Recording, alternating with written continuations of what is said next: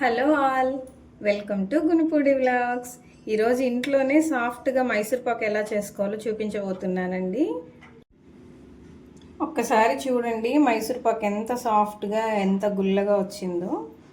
ఈ విధమైన మైసూర్ పాక్ ఎలా చేయాలో చూసేద్దాం రండి. వీడియోలోకి వెళ్ళే ముందు మన ఛానల్ని సబ్స్క్రైబ్ చేయండి. ఇప్పుడు మైసూర్ పాక్ చేసుకునేదానికి మనం ఇలా ముందుగా శనగపిండిని బాగా జల్లించి పెట్టుకోవాలి. ఎటువంటి బరక ఉండకూడదండి. ఇంట్లో పట్టించుకున్నదైనా పర్వాలేదు, బయటదైనా పర్లేదు, 1-2 సార్లు జల్లించుకొని ఇలా స్మూత్గా తీసి పెట్టుకోవాలి.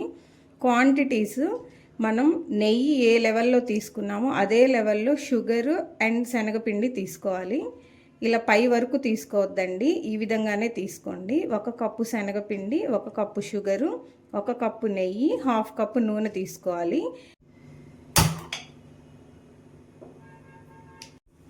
స్టవ్ ఆన్ చేసుకొని మనం తీసుకున్న శనగపిండిని బాగా దోరగా వేయించుకోవాలండి. స్టవ్ ఈ ప్రాసెస్ మొత్తానికి కూడా సిమ్లోనే పెట్టుకోవాలి. శనగపిండి పచ్చివాసన లేకుండా వేగాలి. అంతేకాకుండా కలర్ మారకూడదు. కలర్ మారితే మైసూర్ పాక్ కలర్ చేంజ్ అయిపోతుంది. కలర్ మారకుండా బాగా సిమ్లో పెట్టి దోరగా వేయించుకోవాలి. ఈ ప్రాసెస్కి ఒక 5 to 10 minutes పడుతుంది పిండి వేగించుకునేదానికి. శనగపిండి ఈ విధంగా బాగా దోరగా వేగిపోయిన తర్వాత మనం ఒక బౌల్లోకి ట్రాన్స్ఫర్ చేసుకొని ఈ కడాయిలోనే షుగర్ సిరప్ ప్రిపేర్ చేసుకోవాలండి. శనగపిండి తీసిన తర్వాత ప్యాన్ ఒకసారి వాష్ చేసుకొని మనం తీసుకున్న షుగర్ని పొయ్యాలి. 1/2 కప్పు వాటర్ పోసుకొని లేత తీగపాకం రానిచ్చుకోవాలండి.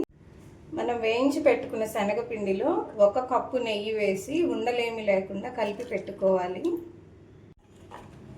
ఈ రెసిపీ మా అమ్మమ్మ గారి రెసిపీ అండి. మా అమ్మమ్మ గారు చాలా బాగా వంట చేస్తారు. ఇటువంటి ఉండలు ఉండకూడదండి. ఉండలన్నీ ఏమీ లేకుండా బాగా శనగపిండి నెయ్యి మిక్స్ అయ్యేలాగా బాగా కలిపి పెట్టుకోవాలి.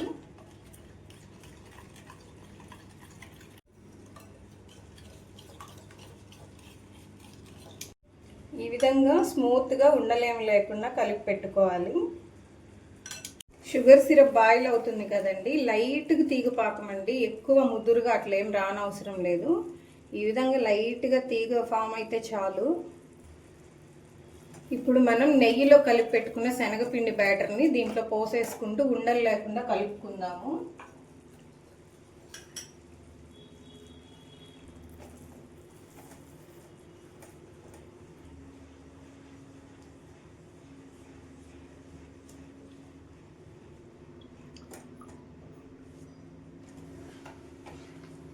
ఈ షుగర్ సిరప్లో ఈ శనగపిండి అంతా కలిసి బాగా ఉడకాలండి.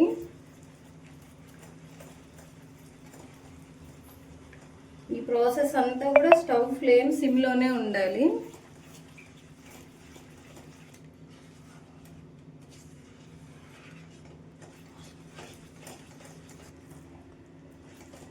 మనం వేసుకున్న పిండి బ్యాటర్ షుగర్ సిరప్ అంతా బాగా కలిసిపోయిన తర్వాత మళ్ళీ మనం తీసుకున్న 1/2 కప్పు నూనె ఉంది కదా, ఆ నూనె కొంచెం కొంచెం వేసుకుంటూ ఉడకబెట్టాలండి.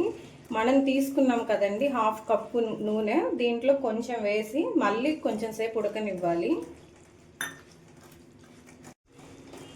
మనం వేసిన నూనె పీల్ చేసిన తర్వాత మళ్ళీ ఇంకొంచెం వేయాలండి. ఈ విధంగా కొంచెం కొంచెం వేస్తూ ఆ పాకం పీల్చుకున్న తర్వాత మళ్ళీ కొంచెం నూనె యాడ్ చేస్తూ ఇట్లా ఒక 10 నిమిషాలు ఉడకనివ్వాలి.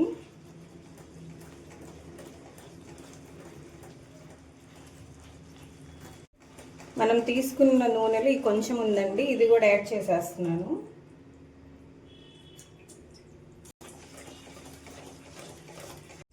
ఈ మైసూర్ పాక్ పర్ఫెక్ట్గా కుదరాలి అంటే మెయిన్ మనం స్టవ్ సిమ్లో ఉంచుకొని బాగా కలుపుతూ ఉండాలండి. ఇలా కలుపుతూ ఉంటే మైసూర్ పాక్ బాగా గుల్లగా వస్తుంది, బాగా నిదానంగా ఉడికి మంచి టేస్ట్ వస్తుంది. లేదంటే మాడిపోయి కలర్ చేంజ్ అయిపోయి పచ్చి వాసనగా ఉంటుంది.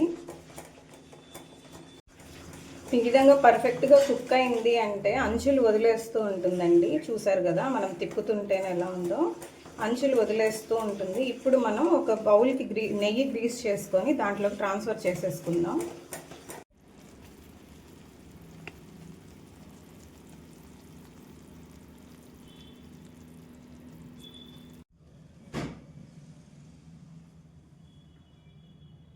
ఒక హాఫ్ అన్ అవర్ ఇలా సెట్ అవనిచ్చేసి మనం పీసెస్గా కట్ చేసుకొని సర్వ్ చేసుకోవడమేనండి. కూల్ అయిపోయిందండి. డీమోల్డ్ చేసేసి మనం పీసెస్గా కట్ చేద్దాం.